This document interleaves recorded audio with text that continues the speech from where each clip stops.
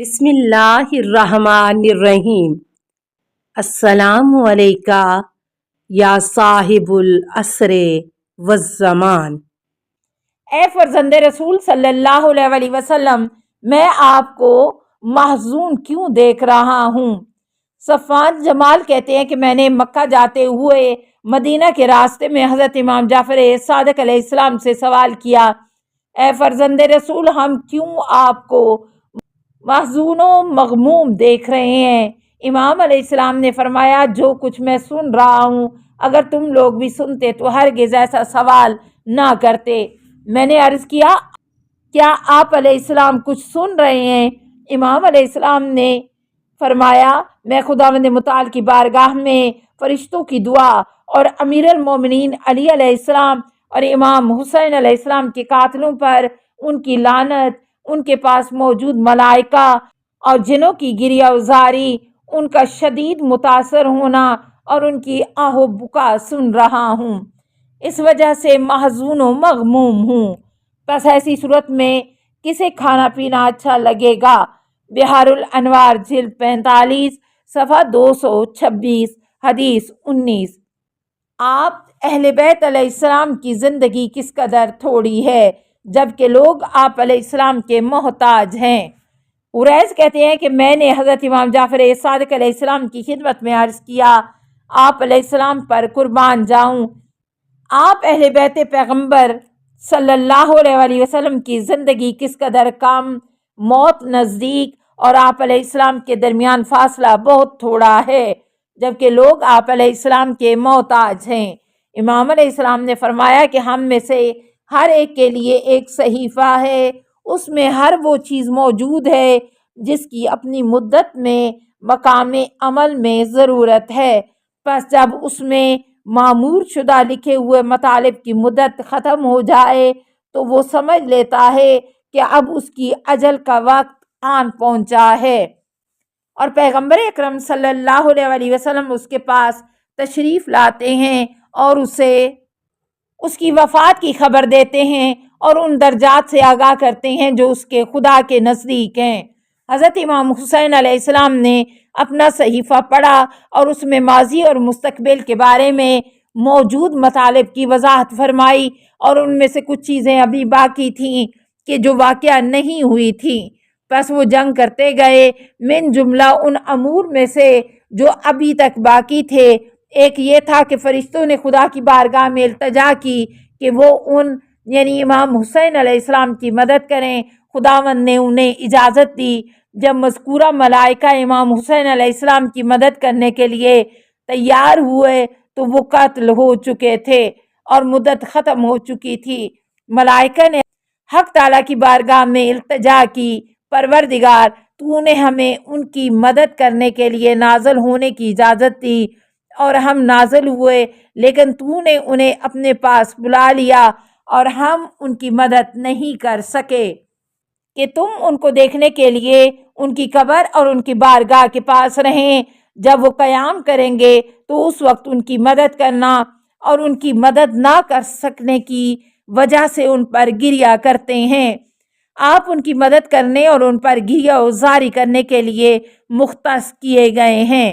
وہ ملائکہ قربت خدا حاصل کرنے اور ان کی مدد نہ کر سکنے کی وجہ سے گریہ کرتے ہیں، اور جس وقت امام قیام کریں گے وہ ان کی مدد کریں گے۔ توضیح: ظاہراً حضرت صلی اللہ علیہ وسلم کی شہادت کے بعد ان کی مدد کرنے سے مراد ائمہ علیہم السلام کی رجعت کا زمانہ ہے۔ اصول کافی جلد 1 صفحہ 283، بحار الانوار جلد 45 صفحہ 225 حدیث 18۔ فرمان خدا ام یحسدون الناس کی تفسیر کیا ہے؟ ابو الصبا کہتے ہیں کہ میں نے حضرت امام جعفر صادق علیہ السلام سے آیت شریفہ ام یحسدون الناس علی ما آتاہم اللہ من فضلہ، سورہ نساء آیت 54، یا وہ لوگ ان سے حسد کرتے ہیں جنہیں خداوند نے اپنے فضل سے بہت کچھ عطا کیا ہے، کے بارے میں پوچھا تو امام علیہ السلام نے فرمایا اے ابو صبا، خدا کی قسم وہ لوگ ہم ہیں جن سے حسد کیا جاتا ہے۔ اصول کافی جلد 1 صفحہ 295 حدیث 4۔ کیا بعض ائمہ بعض سے افضل تر ہیں؟ مالک بن عطیہ کہتے ہیں کہ میں نے حضرت امام جعفر صادق علیہ السلام کی خدمت میں عرض کیا کیا بعض ائمہ بعض سے افضل تر ہیں؟ امام علیہ السلام نے فرمایا حلال و حرام میں ان سب کا علم برابر ہے۔ اس مورد کے علاوہ باقی علوم میں ایک دوسرے پر برتری رکھتے ہیں۔ بصائر الدرجات صفحہ 268، بہار الانوار جلد 25 صفحہ 260 حدیث 15۔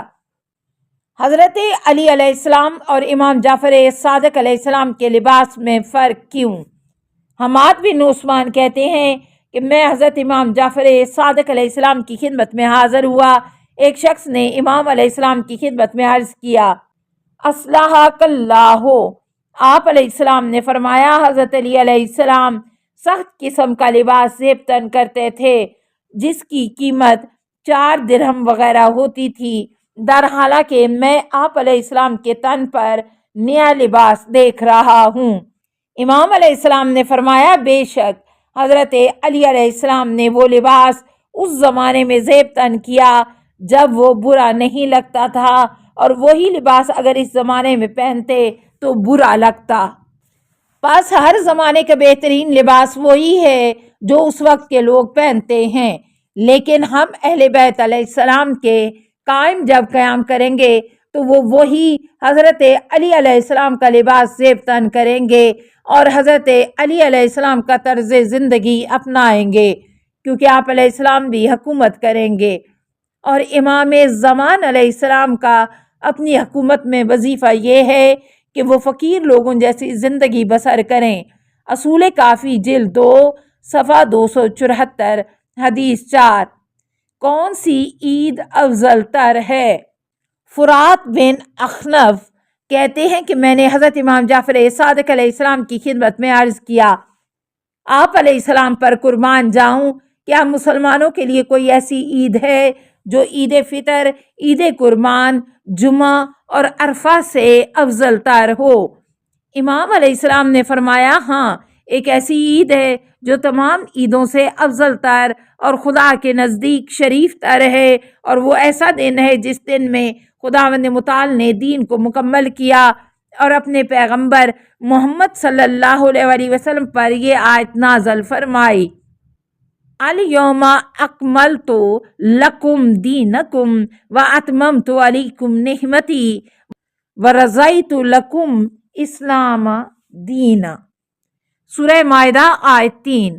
آج آپ کا دین مکمل کر دیا اور آپ علیہ السلام پر اپنی نعمت تمام کر دی اور آپ کے لیے دین اسلام پسند کیا۔ میں نے عرض کیا وہ کون سا دن ہے؟ امام علیہ السلام نے فرمایا جب بھی انبیاء بنی اسرائیل میں کوئی ایک نبی اپنا جانشین معین کرنا چاہتا تو اس دن کو روز عید قرار دے دیتے، اور وہ دن ایسا دن ہے کہ جس میں پیغمبر خدا صلی اللہ علیہ وسلم نے حضرت علی علیہ السلام کو لوگوں کے لیے رہنما منصوب کیا۔ جس وقت آپ علیہ السلام پر یہ آیت نازل ہوئی اور وہ دین مکمل ہو گیا اور مومنین کے لیے نعمت تمام ہو گئی، میں نے عرض کیا وہ سال کا کون سا دن ہے؟ امام علیہ السلام نے فرمایا چونکہ دن بدلتے رہتے ہیں، ممکن ہے ایک ہفتہ اتوار یا پیر ہو، اسی طرح ہفتے کا کوئی اور دن ہو۔ میں نے عرض کیا اس دن کون سا کام اچھا ہے کہ جسے ہم اس دن میں انجام دیں؟ امام علیہ السلام نے فرمایا اس دن میں عبادت، نماز، شکر، مداح پروردگار کریں، خوشحال ہوں کہ خداوند نے اس وسیلے سے ہماری ولایت کا تم پر احسان کیا ہے۔ میں تمہارے لیے پسند کرتا ہوں کہ تم اس دن روزہ رکھو۔ تفسیر فرات صفحہ 12، بہار الانوار جلد 37 صفحہ 169 حدیث 46۔ السلام علیکہ یا صاحب العصر والزمان، الامان الامان الامان۔ من فتن الزمان السلام علیکہ یا خلیفۃ الرحمن السلام علیکہ یا امام الانس والجان السلام علیکہ یا مظہر الایمان السلام علیکہ یا شریک القرآن السلام علیکہ یا قاطع البرہان السلام علیکہ یا امام زماننا ھذا اجل اللہ فرجک وسہل اللہ مخرجک وظہور کا السلام علیکہ ورحمۃ اللہ اللہم صلی علی محمد و آل محمد